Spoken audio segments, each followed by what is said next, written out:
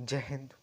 मैं भविष्य सैनी आपके लिए आज जागृत हिंदू कार्यक्रम का दूसरा एपिसोड लेके आया हूँ, जिसमें आज हम बात करेंगे स्वतंत्रता संग्राम की एवं हमारे देश में का बंटवारा कैसे हुआ उसके बारे में। हमें पता है कि पहले हमारा देश अफगानिस्तान से लेकर नेपाल और लगभग चाइना म्यांमार तक था, परंतु अब वो बट चुका है। इसे कैसे बांटा गया और बांटने में भी पाकिस्तान कैसे बांटा गया, आज हम उसकी बात करेंगे। हमारा देश 1947 में जब आज़ाद हुआ तो हमारे देश में लोकतंत्र आने वाला था। प्रधानमंत्री के पद पर किसको बैठना था उसके लिए बात चल रही थी। तो उसमें दो नाम सामने आए, नंबर 1 जिन्ना और नंबर 2 गांधी। परंतु गांधी जी ने मना कर दिया था और फिर नाम आया नेहरू का। जिन्ना चाहता था कि मैं पहला प्रधानमंत्री बनूं और नेहरू चाहता था कि मैं पहला प्रधानमंत्री बनूं, मगर दोनों के अंदर बहस हुई और देश बांटा गया। हमें इतना बताया गया। अब मैं आपको बात बताता हूँ कि क्या देश बांटने में गांधी जी की भूमिका थी या नहीं थी। लोग इसके बारे में बहुत बातचीत करते हैं, आज हम इसी के बारे में बातचीत करेंगे। नंबर 1, जब देश बांटने से पहले की बात मैं बताऊँ तो जब अंबेडकर जी का गांधी जी के साथ विवाद हुआ था तो गांधी जी तुरंत भूख हड़ताल पर बैठ गए। वो बात थी पूना पैक्ट जब साइन हुआ, उससे पहले की वो बात है। पूना पैक्ट के बारे में कभी आपको विस्तार से बताने की कोशिश करेंगे हम अपने आने वाले एपिसोड में। ये ठीक है। उसके बाद जब सुभाष चंद्र बोस को कांग्रेस का अध्यक्ष चुना गया तो जब भी गांधी जी भूख हड़ताल पर बैठ गए थे। और जब वोटिंग हुई देश में प्रधानमंत्री के लिए तो सबसे ज़्यादा वोट श्री लौह पुरुष सरदार वल्लभ भाई पटेल जी को मिले थे। 15 में से 14 सीट उन्हें मिली थी और नेहरू को एक भी सीट नहीं मिली थी। परंतु गांधी ने कहा कि नेहरू की हार मेरी हार है, और गांधी ने के ऐसे कहने पर लौह पुरुष सरदार वल्लभ भाई पटेल ने अपनी कुर्सी छोड़ दी और इन्होंने ईवीएम हैकिंग कर ली। जो आज इनके छोटे छोटे बालक राहुल गांधी जैसे कहते फिरते हैं कि ईवीएम हैक हो जाती है, ईवीएम हैक तो उस जमाने में ही हो गई थी। इसके बाद की मैं आपको बात बताता हूँ। ये 3 दफ़ा था जब गांधी जी भूख हड़ताल पर बैठे। आज मैं पूछना चाहता हूँ, जब नेहरू और जिन्ना जिद बैठ गए थे कि हमें पहला प्रधानमंत्री बनना है और हम देश को बांटेंगे, तो गांधी जी आपने उन्हें क्यों नहीं रोका? आप भूख हड़ताल पर क्यों नहीं बैठे? आज इस देश के लोगों के अंदर ये सवाल है, गांधी जी आप देश पे क्यों नहीं बैठे? और गांधी जी का एक और झूठ, गांधी जी के बारे में हम विस्तार से बात करेंगे, परंतु मैं अभी बताता हूँ गांधी जी का एक और झूठ।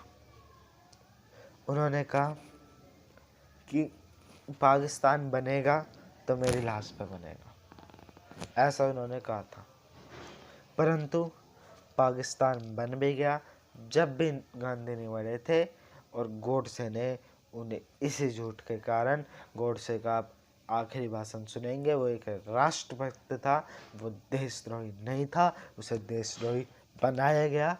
वो चाहता था कि हमारे देश का ज़्यादा से ज़्यादा नाश ना हो, सर्वनाश ना हो, इसलिए उसने गांधी को मारा। परंतु बाद में जब गांधी को मार दिया तो उसे देशद्रोही घोषित कर दिया। मैं चाहूँगा कि यूट्यूब पर उसका लास्ट भाषण अभी भी उपलब्ध है, आप जरूर सुने गोडसे जी का। जब जिन्ना इस बात पड़ गया था तो गांधी जी अनशन पे नहीं बैठे, परंतु जब करमदल हमेशा काम करने के लिए आगे बढ़ता था तो गांधी जी हमेशा अनशन पे बैठते थे और नरम दिल की भूमिका निभाते थे। ये बात थी पाकिस्तान की। और पाकिस्तान धर्म के नाम पर बटा था। किसी भी हिंदू ने या हिंदुस्तान के किसी व्यक्ति ने उसे ये नहीं कहा था कि तू अलग हो जा। जिन्ना चाहता था इस देश में वोटिंग कराई गई पाकिस्तान बनाने के लिए। जिन्ना चाहता यह कहता मानता था कि दो समुदाय के, दो अलग अलग विचारधारा के लोग इस देश में नहीं रह सकते, इसलिए वो चाहता था कि पाकिस्तान बने। और इस चीज़ के लिए मैं जिन्ना को धन्यवाद कहता हूँ कि उसने आधे से ज़्यादा जिहादी माने गए। जिन्ना ने देश में इलेक्शन करवाए। उस समय इलेक्शन करवाने के ऑल इंडिया मुस्लिम यूनियन बना था। उस समय जब उसने इलेक्शन करवाए तो पता चला कि 500 में से 225 सीट लगभग था कि देश को बांट के पाकिस्तान बनाया जाए। पाकिस्तान बना दिया गया, लोग वहाँ चले गए, परंतु गांधी ने इसे धर्मशाला समझ के लोगों को यहाँ रख लिया। और मैं जिन्ना की इसमें गलती कहूँगा कि वो सारे मुसलमानों को लेके गया।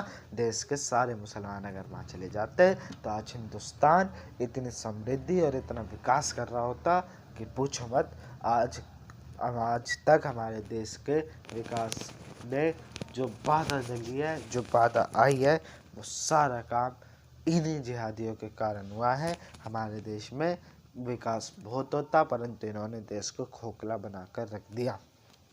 ये थी पाकिस्तान की कहानी। अब मैं आता हूँ गांधी में। गांधी का बहुत लोग कहते हैं गांधी जी राष्ट्रपिता। मैं ये पूछना चाहता हूँ कि उसे राष्ट्रपिता कब बना दिया गया? क्या देश के लोगों से पूछा गया कि उन्हें राष्ट्रपिता बनाया जा रहा है? किसी से भी नहीं पूछा गया। कहा जाता है दे दी तरह आजादी बिना खड़क बिना डाल, साबरमती के सत्य तरह कर दिया कमाल। क्या ये सच है? क्या बिना खड़क और बिना ढाल के आज़ादी मिल सकती है? नहीं मिल सकती भाई। क्या हिंसा से आज़ादी मिल सकती है? आज मैं ही आपसे पूछना चाहता हूँ, अगर आपको कोई कमरे में बंद कर दे और आपको कहे कि आप बाहर जाओ, तो आप कमरे में चुपचाप बैठ के आज़ादी नहीं ले सकते। आपको दरवाज़ा तोड़ना पड़ेगा, आपको चिल्लाना पड़ेगा, जब आपको आज़ादी मिलेगी। परंतु गांधी हिंसा मानते थे। गांधी का एक भी आंदोलन कभी सफल नहीं हुआ, कभी पूरा नहीं चला गांधी का एक भी आंदोलन। क्यों नहीं चला? इसके पीछे भी कई कारण थे, परंतु एक भी सफल नहीं हुआ। और लोगों ने गांधी जी को क्रिएट कर दिया। गांधी जी ऐसे थे, गांधी जी वैसे थे। बहुत लोग गांधी जी को महात्मा कहते हैं। मैं ये पूछना चाहता हूँ कि आप महात्मा कहते क्यों हो? आधे से ज़्यादा लोगों से मैंने पूछा तो वो संविधान की दुहाई देते हैं कि संविधान में लिखा है। मैं आज आपको बता देना चाहता हूँ, IIT में जब पुष्पेंद्र कुलश्रेष्ठ, आदरणीय पुष्पेंद्र कुलश्रेष्ठ जी ने IIT डाली तो उसमें पता चला कि महात्मा तुम अपनी मर्जी से कह रहे हैं, आज कहो कल मत कहो। कहीं नहीं लिखा महात्मा कहना है गांधी को। गांधी देशद्रोही था। और गांधी ने देश को बांटने के लिए बहुत कार्य किए। कभी और उसके बारे में बीच बीच में चर्चा करेंगे। और थोड़ी बात मैं आज आपको कुरान से जुड़े कुछ फैक्ट बताना चाहता हूँ कि ये कुरान क्या चीज़ है। कुरान के ऊपर मेरा एपिसोड फर्स्ट भी है, मैंने उस पर भी मुसलमानों के बारे में बताया है, परंतु इसमें मैं बता देना चाहता हूँ आपको 4 चीज़ बताता हूँ। नंबर 1 कि इस्लाम में मस्जिद का कोई कॉन्सेप्ट नहीं होता। अब कुछ लोग कहेंगे कि आप कुरान मैंने पढ़ी है, मैं आपसे कहूँगा कि आप भी कुरान को पढ़ें और उसे जानें। इस्लाम में पहली बात तो मस्जिद का कोई कॉन्सेप्ट नहीं होता। क्यों नहीं होता ये भी मैं आपको बताता हूँ। जो मस्जिद है वो एक कम्युनिटी सेंटर की तरह यूज़ की जाती है। और जाती थी। जब मोहम्मद साहब की पत्नी, जो कि पैगंबर मोहम्मद थे इनके, जो इनकी पत्नी थी, मोहम्मद साहब की पत्नी जो कारोबार करते थे, तो उसमें था कि सऊदी अरब से या बाहर कहीं से सामान आता था, भारत में सामान को लाया जाता था, 6 महीने रखा जाता था, फिर वापस ले जाया जाता था। जब वो आते थे, ऊँटों पे आते थे, उस समय रेल बस गाड़ी ये सब थी नहीं, तो वो ऊँटों पे आते थे, बीच में रुकते थे, वहीं पे नहाते थे, खाते थे और अजान पढ़ते थे सुबह, और फिर चल देते थे। और जहाँ पे वो रुकते थे उसका नाम पड़ गया मस्जिद, और वो बना दिए नमाज पढ़ने की जगह। और इस्लाम में साफ लिखा है कि मस्जिद एक नमाज पढ़ने की जगह है, मस्जिद और कुछ नहीं है। और नमाज आप सड़क के किनारे पे भी, चौराहे पे भी, घर पे भी, छत पे भी, कहीं पे भी आप पढ़ सकते हैं। ये इस्लाम में साफ लिखा गया है। मस्जिद का कोई कॉन्सेप्ट ही नहीं है। इसलिए सऊदी अरब में आए दिन मस्जिद टूटती है, मस्जिद बनती है, उस पर मुसलमान कुछ नहीं खाते। मस्जिद इस्लाम धर्म में है ही नहीं। इसके बाद कब्रिस्तान भी इस्लाम धर्म में नहीं होते।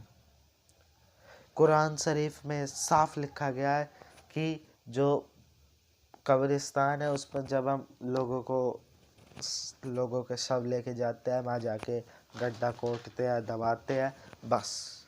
उसके ऊपर कोई दीवार बनने का कॉन्सेप्ट नहीं है, ना कोई उसकी बाउंड्री करने का कॉन्सेप्ट है, कोई कॉन्सेप्ट नहीं है। परंतु हमारे देश में, हमारे इस देश में 40 हज़ार करोड़ के कानून पास होते हैं कि कब्रिस्तान बनने के लिए। तो मैं चाहता हूँ कि आप जगे, हिंदू जागे। मैंने ये 2 एपिसोड थोड़े इस्लाम के ऊपर बनाए हैं, इसके बाद मैं और बातों के ऊपर बनाता रहूँगा। अगर आपको हमारी वीडियो अच्छी लगे तो इसे शेयर करना, लाइक करना और अपने दोस्तों को भी दिखाना, और हिंदुओं को जगाने का आप भी प्रयास करना। मैं भी करता रहूँगा जब तक हिंदू जागता नहीं है, जब तक हमें प्रयास करते रहना है, जब तक देश हिंदू राष्ट्र नहीं बनता है। धन्यवाद। जय हिंद, जय भारत, जय माँ भारती।